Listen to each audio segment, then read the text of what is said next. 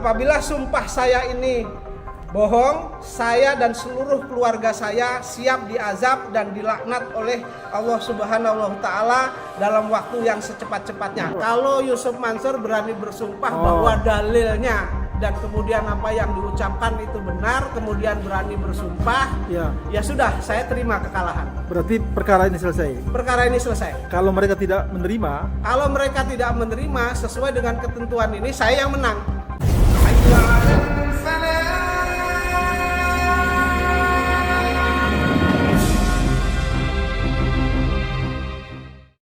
Bismillahirrahmanirrahim. Assalamualaikum warahmatullahi wabarakatuh. Kembali lagi bersama saya Al-Walid. Sahabatku, saudaraku, subscriber Cahaya Islam ataupun yang baru mengunjungi channel ini, beberapa waktu lalu, kurang lebih 1 mingguan yang lalu atau lebih malahan, kami mengupload video tentang tantangan Pak Zaini Mustafa terhadap pihak Yusuf Mansur ataupun BMT Darussalam. Dalam hal ini pihak tergugat ya teman-teman. Di sini di video yang kami tayangkan di waktu lalu, Pak Zaini Mustafa menantang pihak Yusuf Mansur untuk melakukan sumpah pemutus di depan majelis hakim, teman-teman.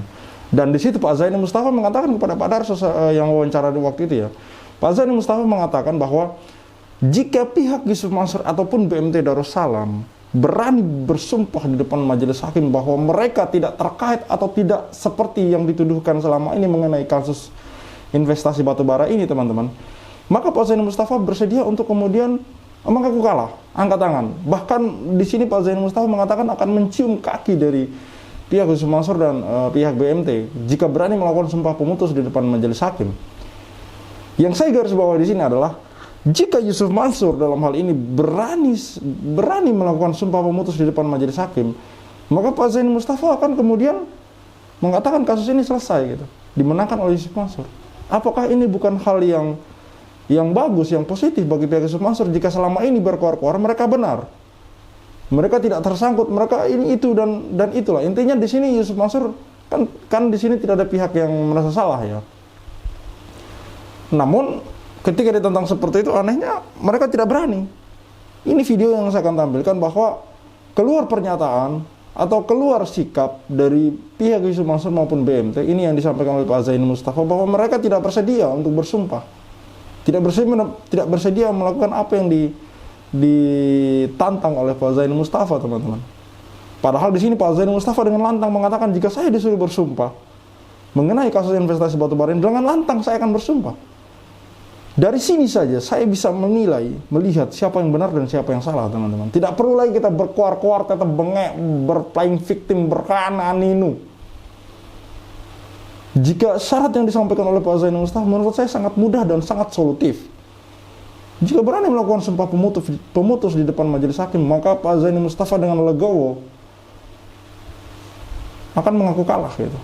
Akan melepaskan kasus ini, teman-teman. Perkara itu sumpahnya palsu atau tidak, ya itu nanti sudah urusan Allah yang akan melaknatnya jika dia berbohong, teman-teman. Tapi di sini Pak Zaini Mustafa mengatakan jika berani pihak Yusuf Mansur ataupun BMT Darussalam jika berani melakukan sumpah pemutus di depan majelis hakim, jika ini misalkan nanti disetujui oleh majelis hakim ya mengenai sumpah pemutus ini, karena Pak Zaini Mustafa juga mengungkapkan ada dasar hukumnya dan pernah dilakukan di tahun 1976, teman-teman. 76 kalau nggak salah. Jadi di sini Pak Zaini Mustafa mengatakan bahwa jika nanti majelis hakim menyetujui untuk diadakan sumpah pemutus ini dan Yusuf Mansur berani, maka dia mengaku kalah dan akan melepaskan kasus ini. Dan anehnya Yusuf Mansur dan BMT secara tidak langsung menolak untuk melakukan sumpah pemutus ini, teman-teman. Ya terbukti di sini dari kacamata awam saja. Di luar masalah ini saya melihat bahwa jelas siapa yang takut di sini, teman-teman. Oke, silakan disimak videonya. Saya Al-Walid. Wassalamualaikum warahmatullahi wabarakatuh. Selaku tergugat dalam perkara nomor 28-PDTG/2022/PN Jakarta Selatan. Hari ini agenda sidang dalam perkara saya ini melawan Yusuf Mansur dan kawan-kawan. Agenda sidang adalah tanggapan dari tergugat 3 Yusuf Mansur dan tergugat 4 BMT Darussalam mengenai permohonan saya tentang sumpah pemutus yang saya ajukan. Kemudian hari ini kepada teman-teman wartawan, ini ada jawaban dari tergugat 3 Yusuf Mansur, kemudian ini jawaban dari BMT. Kalau jawaban dari Yusuf Mansur dengan tegas dia menolak, Pak, tidak mau melafalkan sumpah yang saya ajukan. Kemudian dari tergugat 4 itu masih agak dikaburkan. Mereka tidak berani terang-terangan menolak untuk melafalkan sumpah itu, tetapi mereka meminta kepada majelis hakim agar permohonan sumpah pemutus yang saya ajukan ditolak. Kalau Yusuf Mansur alasannya apa, Pak? Dia menolak. Ada beberapa ketentuan undang-undang karena katanya masih ada bukti dan lain sebagainya. Itu alasan dia menolak. Sama, kemudian BMT mengatakan bahwa sumpah pemutus dalam perkara ini tidak relevan dengan perkara katanya. Padahal di dalam ketentuan HIR, ketentuan RBG, ketentuan KUH Perdata jelas bukti sumpah ini jelas diatur. Dan sumpah pemutus ini juga diatur dan pernah dilakukan sehingga menjadi jurisprudensi Mahkamah Agung berkaitan dengan perkara di Yogyakarta tahun 1976 yang diputus tahun 77. Jurisprudensi Mahkamah Agung juga ya? Jurisprudensi Mahkamah Agung. Dari tahun 77 sampai sekarang belum ada yang melakukan sumpah pemutusan ini, Pak? Saya buka-buka buku, buka-buka referensi belum ada. Jadi dari tahun 77 itu baru hari ini yang mengajukan sumpah pemutus itu saya. Karena saya sendiri ini kan korban, kemudian maju sendiri, dan kebetulan saya lawyer, jadi saya tahu. Jadi tapi kan harus menunggu keputusan majelis. Setelah saya mengajukan, kemudian ada tanggapan, kemudian nanti majelis hakim yang menentukan apakah ini akan dilakukan sumpah pemutus atau tidak. Tapi yang jelas 2 orang ini kan sudah nggak mau. Artinya menurut saya kalau tidak ada kebohongan di sana tentu mau. Tetapi karena ini ada kebohongan, mereka tidak mau. Kan simple, permasalahannya hanya sebenarnya saya mendalilkan bahwa ada keterlibatan Yusuf Mansur dan BMT. Lalu mereka mengatakan tidak ada keterlibatan. Kalau mereka tidak terlibat sehingga mereka mau dong bersumpah gitu. Baiknya berani gitu bersumpah. Seharusnya berani. Kalau mereka tidak terlibat berani.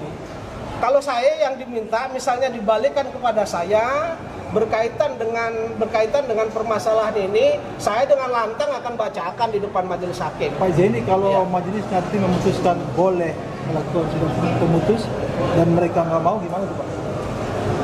Jadi begini, karena mereka sudah menolak, sehingga kalau majelis hakim nanti mempertimbangkan bahwa ini sebenarnya bisa, ya mereka sesuai dengan ketentuan undang-undang atau hukum ini mereka kalah. Oke, Pak Zaini. Kalau saya diminta nanti untuk sumpah balik, tapi di sini kan tidak ada hanya tersirat saja. Kalau mau membuktikan, karena saya yang mendalilkan katanya saya. Tergantung dari majelis hakim. Kalau majelis hakim meminta saya untuk bersumpah, saya akan bersumpah di depan majelis hakim dengan lantang dan berani. Karena saya memang tidak berbohong dalam perkara ini, saya menyetorkan kepada BMT gitu. Sudah saya duga, Pak, 2 minggu sebelumnya ketika ini saya ajukan, kalau berani Yusuf Mansur ini bersumpah pemutus di sini, kemudian BMT berani bersumpah pemutus ini, setelah mengucapkan sumpah saya cium kakinya dua-duanya. Begitu ya, Pak? Ya. Tolong juga diingatkan nanti teman-teman wartawan, kalau mereka berani saya cium kakinya. Kalau Ustadz Yusuf Mansur sudah berani mengucapkan sumpah ini, ya kan? Ini kan sebenarnya permasalahannya bukti formal sudah kita ajukan, kemudian berkaitan dengan ini, ayo karena kita sama-sama Muslim, sama-sama mempunyai Tuhan, sama-sama Tuhannya Allah, maka kita bersumpah saja. Selesai kan urusannya. Yang urusan saya selesai, tapi urusan teman-teman yang lain masih, Pak. Ya. Ini kan hanya saya saja yang ambil sikap. Agenda selanjutnya jadi gimana nih, Bang? Agenda selanjutnya, seminggu selanjutnya nanti majelis hakim akan menentukan berkaitan dengan permohonan dan penolakan saya ini. Nanti bagaimana majelis hakim nanti kita tunggu 1 minggu yang akan datang. Itu tanggal berapa? 1 minggu dari sekarang, berarti kalau sekarang tanggal 4, 11. Hari Selasa tanggal 11 April 2023. Oke, Pak Zani terakhir Pak, sumpah penutus ini kan sudah diatur dalam undang-undang Pak ya. Artinya nanti Pak, apakah dengan ketidakhadiran dari kedua belah pihak atau ketidakberanian kedua belah pihak ini dalam membacakan sumpah penutus, apakah bisa menjadi salah satu pertimbangan majelis hakim dalam membuat putusan Pak? Jadi begini, ini kan saya sudah mengajukan permohonan sumpah pemutus, kemudian dari mereka menolak, walaupun dari BMT itu tidak secara langsung tapi tersirat menolak, karena mereka meminta agar majelis hakim menolak permohonan saya itu kan begitu. Nah, majelis hakim tentu akan berkeyakinan bahwa dengan ketidakberanian ini, ya kan, itu menandakan bahwa mereka memang terlibat begitu. Artinya agenda minggu depan adalah keputusan dari hakim atas permohonan. Iya, betul. Ada ini gitu. Tergugat 3 ya, tergugat 3 ini. Oke. Isinya apa? Kurang lebih. Kurang lebih intinya di bawah ini menolak. Menolak diminta untuk bersumpah. Yang pertama. Ini.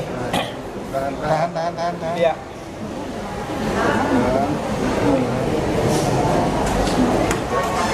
Oke.